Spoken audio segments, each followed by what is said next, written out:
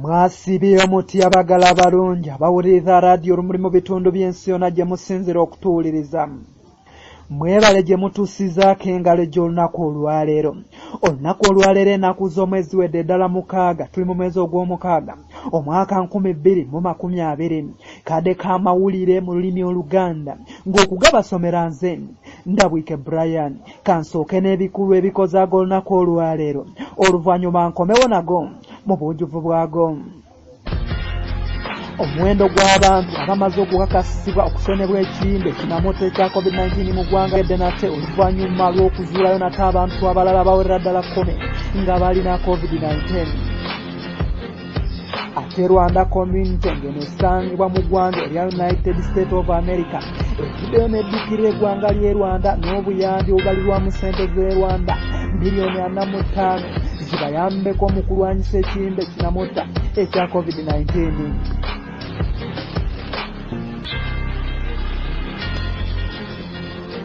Ye Pulezidenti w'eggwanga ly'e Rwanda ng'ono si mulala ye mukulu Paul Kagame yasobodde okusinkanamu munywanyi we ng'ono si mulala ye Prime Minister w'eggwanga lya India omusajja amanyiddwa nga Narendra Modi ne bagayagayamu ku nsonga eriwo mudiire ey'ekirwadde kinamuta ekya COVID-19 era Kagame ne yeebaza eggwanga lya India olw'okubadduukira mu kizibu kino eky'ekiyimba ekinamuta ekya COVID-19.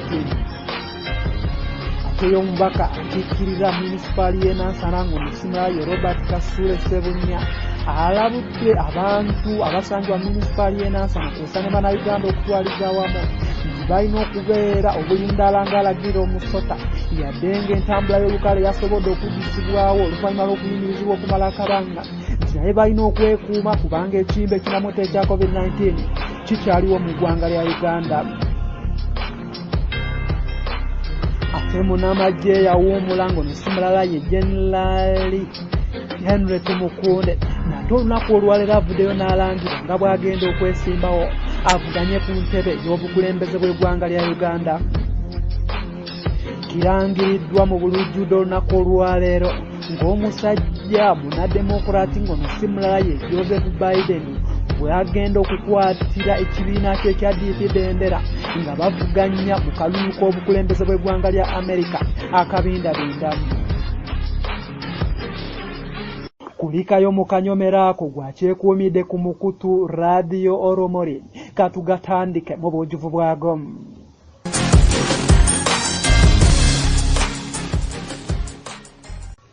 Omuwendo gw'abantu abamaze okukakasibwa nga bamaze okusenebwa ekiyimba kinamuta ekya COVID-19 mu ggwanga ly'e Rwanda gweyongedde nate nga kino kizzeewo oluvannyuma lw'okuzuulayo abantu abalala bawerera ddala 10 ne bakakasibwa nga balina ekiyimba kinamuta ekya COVID-19. Okusinziira ku News Time kino kisobodde n'okutuusa omuwendo gw'abantu 420 abamaze okuloza ku bukambwe obw'ekiyimba kinamuta ekya COVID-19.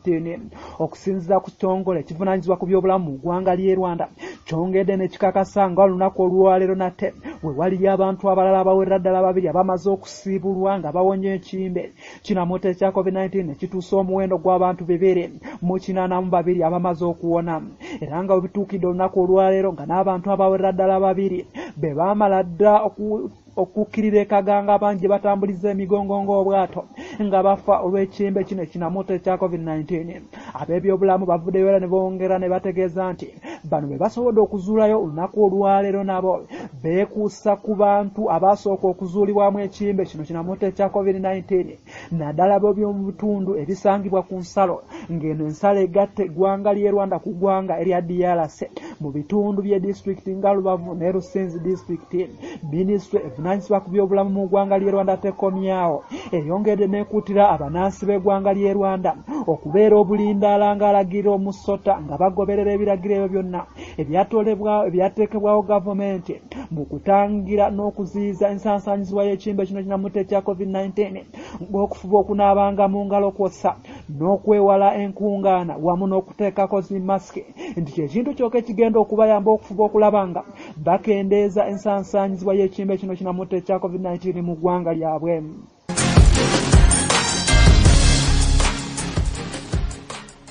Atenga tuvuddeko kaawo Rwanda community ng'enesangibwa mu ggwanga erya United States of America evuddeyo olunaku olwaleero n'eddukirira eggwanga ly'e Rwanda n'obuyambi nga buno bubalirwamu miliyoni 45 sente z'e Rwanda nga bagamba nti zino zibayambeko mu kulwanyisa ekimbe kino kinamuta ekya COVID-19 ekiri mu kwogeza abangi obwama ku ssemazinga ow'omuddugavu Africa wamu ne ku lukalu lwa Bulaaya nga ne mu ggwanga erya Rwanda kiri mu kugendera ku supiidi gye bayise yayiriiri nga kati bali abantu 420 abankaloza ku bukambwe obw'ekimbe kino kinamuta ekya COVID-19 okusinza ku News Time obuyambi buno buweereddwayo Rwanda community ng'enesangibwa mu ggwanga erya United States of America nga buno buweereddwayo eri gavumenti y'eggwanga ly'e Rwanda nga bayita mu kitongole kya Finance and Economic Planning mu ggwanga eryo era ng'ekitongole kino ekya Finance and Economic Planning mu ggwanga ly'e Rwanda kisobodde n'okuteekayo ekiwandiiko kibakontomye eri abannansi b'eggwanga ly'e Rwanda nga bano basangibwa mu ggwanga erya America nga bubayozaayoza n'okusiima okw'amaanyi era ne bagamba nti kye bakoze kiragidde ddala nti muno mu kabiye muno ddala basobodde okujjukira bannaabwe be baalekayo mu ggwanga ly'e Rwanda ne basobola okubaddukirira n'obuyambi bwa ssente kw'ossa n'ebintu ebikozesebwa mu kujjanjaba n'okutangira ekimbe kinamutta ekya COVID-19 ekintu kye bagambye nti buno obuyambi bugenda kubayambira ddala naddala mu kaseera kano ng'eggwanga liri mu kubonaabona olw'ekimbe kinamutta ekya COVID-19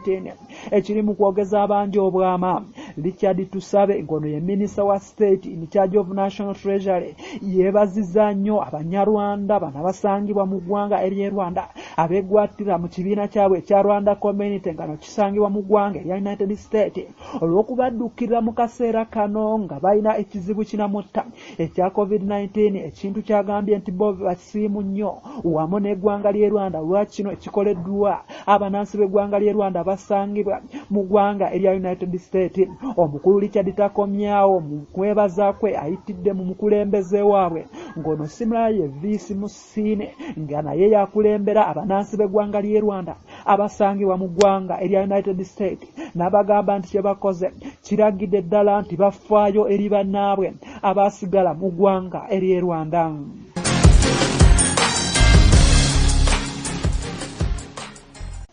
Ate bwe tubanga tuvuddeko kaawo pulezidenti ow'eggwanga ly'e Rwanda ngono si mulala ye mukulu Paul Kagame asobodde okusinkanamu munywanyi we ngono si mulala ye Prime Minister ow'eggwanga erya India ng'era amanyiddwa nga Narendra Modi nga bano basobodde okusinkana ku mukutu ku lukomo lw'essimu ne basobola okugaayagaayamu ku nsonga ez'ekirwadde kinamutta ekya COVID-19 ekiri mu kwogeza abangi obwama. Kagame asobodde okuwayawayamu ne munywanyi we naddala nga bakozesa teknologiya owa video conferencing era ne balina bingi basobodde okutuukako. Okusinza ku News Time, President Paul Kagame yeebazizza Prime Minister w'eggwanga lya India ngono simulala ye Narendra Modi olw'obuyambi bwe bazze nga bawaayo eri gavumenti y'eggwanga ly'e Rwanda mu kulwanyisa ekimbe n'ensansanyizibwa ekimbe kino kinamutta ekya COVID-19. Ekintu Kagame kyagambye nti yeebaza gavumenti ey'eggwanga lya India olw'obuyambi bw'esobodde okuvaayo nalwo ng'eyamba eggwanga ly'e Rwanda naddala mu kulwanyisa ekimbe kino ekiri mu kwogeza abangi obwama. Mu ngeri y'emu Modi yeebazizza Paul Kagame olw'okubanga asobodde okubeererawo eggwanga ly'e Rwanda mu kulwanyisa ekimbe kinamutta ekya COVID-19. Modi takomyawo agambye nti Rwanda esobodde okulwanyisa ekimbe kino kinamutta ekya COVID-19 wansi w'obukulembeze bw'omusajja amanyiddwa nga Paul Kagame era nga takomyawo minisitule ey'eggwanga erya India egambye nti obuyambi bwonna obusobodde okuvaayo nga bugenda mu ggwanga ly'e Rwanda mu kufuba okulaba nga balwanyisa ekimbe kinamutta ekya COVID-19 busobodde okusiimibwa olw'enkola gavumenti ey'eggwanga ly'e Rwanda ng'eneekulemberwa omukulu Paul Kagame engeri gyefuddeyo n'okufaayo kw'amaanyi mu kulwanyisa ekimbe kino. Ekyo ne kiwaliriza gavumenti ey'eggwanga lya India okuvaayo n'obuyambi nabo basobola okubayamba ng'amawanga amalala bwe gavaayo n'obuyambi nga mulimu amawanga China, Qatar kw'ossa eggwanga lya Germany wamu n'eggwanga erya India. Kinajjukirwa ng'ennaku z'omwezi 8 omwezi ogwokuna omwaka gwa 2020 eggwanga lya India lyavaayo n'obuyambi obubalirwamu miliyoni 8 sente za Rwanda buyambeko mu kulwanyisa ekimbe kino kinamute kya COVID-19 wamuluma obukebera n'okujjanjaba ekimbe kinamute kya COVID-19 era nga buno bwaweebwayo eri eggwanga erya Rwanda gye buvuddeko.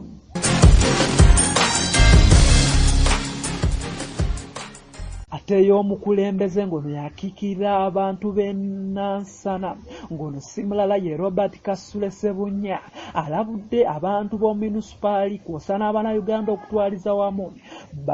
bano abali nti boolekedde okufuna obuzibu naddala abo abasobodde okweyunira entambula ey'olukale eyankakomezebwawo nga bagamba nti abantu balina okwegendereza ennyo kubanga ekirwadde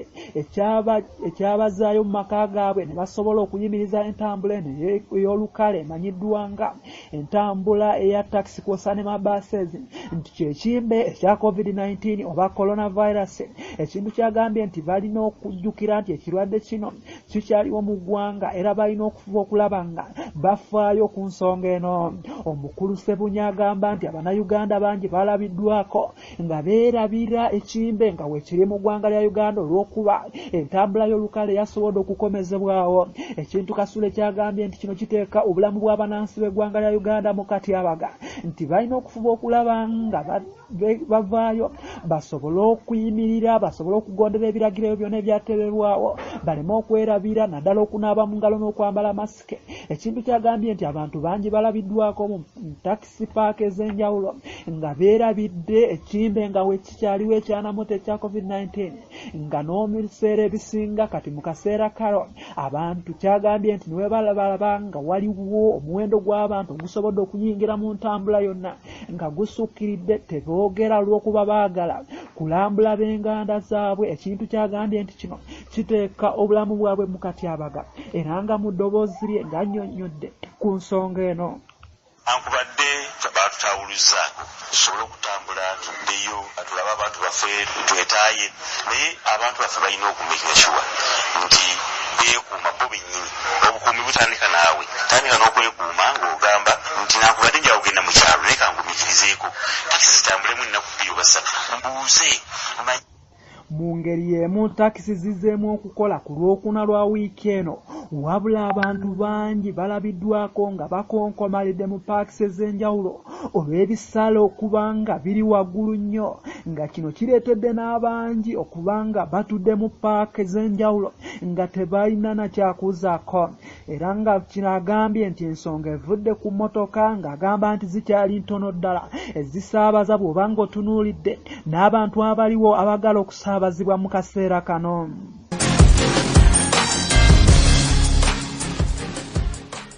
Ate bwe tubanga tuvuddeko kaawo omusirikale w'eggye erikuuma byalo liyite LDU akubiddwa akasaale mu bitundu bye disitulikiti ey'e Arua era ng'ono kasobodde okumukwasa ku mutwe era ng'emagomba asimbyeyo kitooke. Akubiddwa akasaale ategeerekeseeko nga Ayiga Rashid era ng'ono kasobodde okumukwata ku mutwe era nga n'asobodde okumukuba akasaale tanategeereka ne gye buli eno asobodde okuddusibwa mu ddwaliro erya Rema era ng'eyo gye bamugye n'atwalibwa mu ddwaliro erimanyiddwa nga Arua Hospital okufuba okulaba ng'afuna obujjanjabi obusingawo. Omumyuka w'eggye lya Uganda UPDF ng'ono si mulala ye Refunanti Deo Akeke avumiridde ekikolwa kino ekikoleddwa abannansi b'eggwanga lya Uganda naddala abo b'omu disitulikiti ya Arua okwemuntu okuvayo ne yeetantala n'agwa ku kasaale n'akakuba omusirikale wa LDU nga kano kasobodde okumukuba ku mutwe era nga n'emagombe asimbyeyo kitooke. Ekintu kyagambye nti abannansi b'eggwanga lya Uganda balina okwegendereza ennyo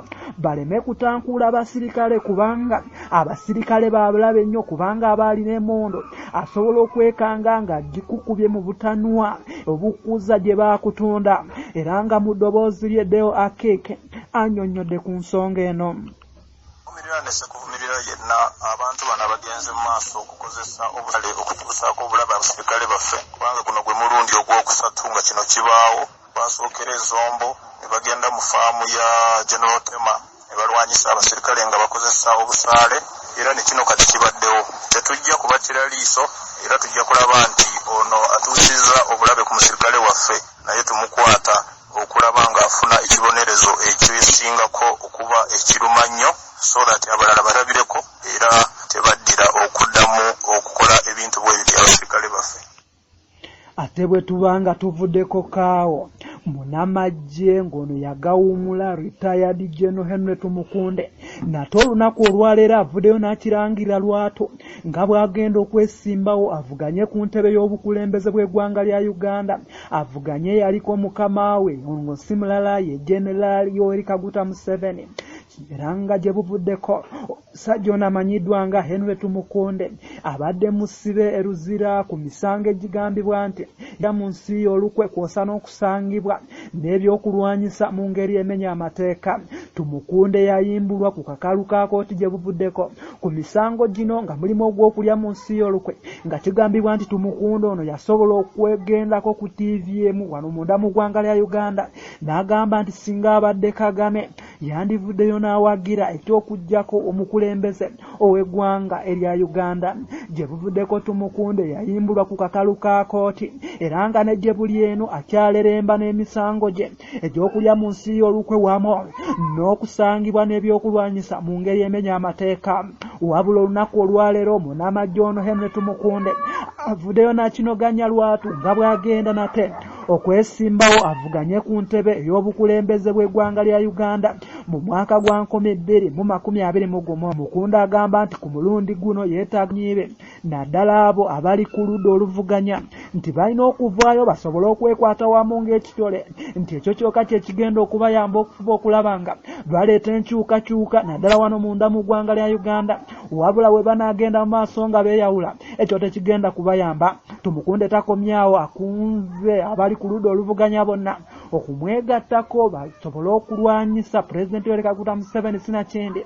bamunyunyule omukono mu kibya ku ntebe y'obukulembeze bw'eggwanga mu mwaka gwa 2021.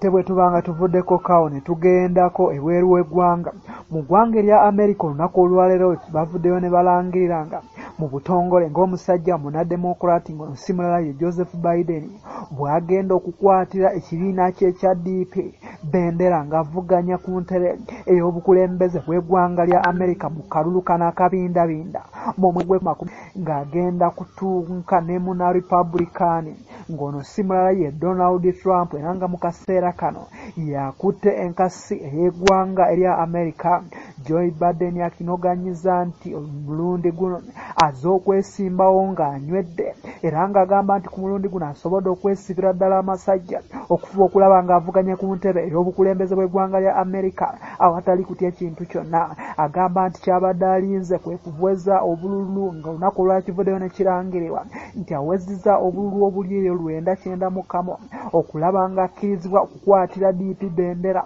avuganye mu kalulu k'entebe y'obukulembeze bw'eggwanga lya America mu kulonda okuddako kuno kwa mwaka gwa 2020 mu mwezi ogw'e11. Era nga Biden takomyawo ayongedde n'ategeeza nti ye yeesibye amasajja okufuba okulaba ng'alwanirira eggwanga lya America ekintu kyayise nti olutalo olw'okununula omwoyo gw'eggwanga lyabwe. Ekintu kyagambye nti ye ku mulundi guno wakuyingira olutalo ng'amaze okunywera kubanga amaze okukkirizibwa ne bannakibiina kyaba DP okujja nga kandideeti waabwe avuganye ku ntebe ey'obukulembeze obw'eggwanga erya America. Kinajjukirwa nga gye buvuddeko emyezi egiyise ono Biden abadde avuganya mu kamyufu ku ani anaakwatira ekibiina kino bendera ne munywanyi we ngono si mulala ye Bernie Sanders. Era nga gye buvuddeko ono Bernie Sanders yavaayo n'alangira nga bw'avudde mu lwonkano n'alulekamu omusajja Joe Biden yeeka nga yabadde ali mu kintu ekyo okuvuganya mu kalulu kano ak'omwaka gwa 2020 mu mwezi ogw'e11 okuva edda mu mwezi ogwokuna abadde nga alinze kutuusa miwendo gy'ababaka banne mu kibiina ekya Democratic Republic abamukakasiza olunaku olwaleero nga bw'agenda okukwatira ekibiina kino bendera avuganye ku ntebe ey'obukulembeze bw'eggwanga erya America asobole okukuba musajja muna Republican amanyiddwa nga Donald Trump ekigo n'enkoona esobole okunywa.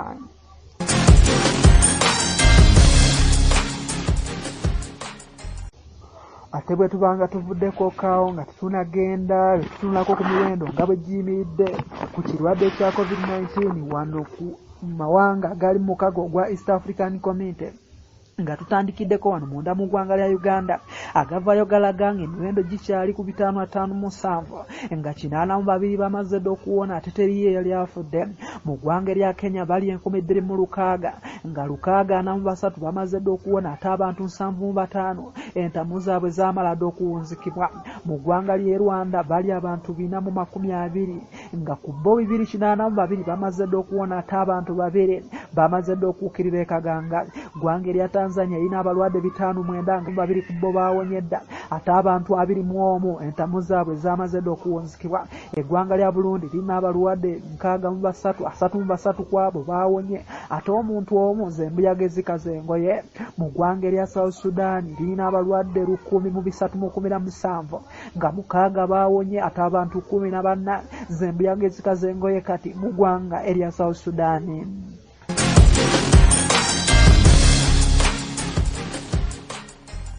Bannaffe ageesaawo n'obwegato bwe gagenze mwebala okumpuliriza n'okuwuliriza ekitangaala Radio Rumuri. Mbasaba musigale ku kino kuba kikyatangaza bingi nga kisembezeeyo gye muli. Mukama abankoomere mubeere bulungi mweraba.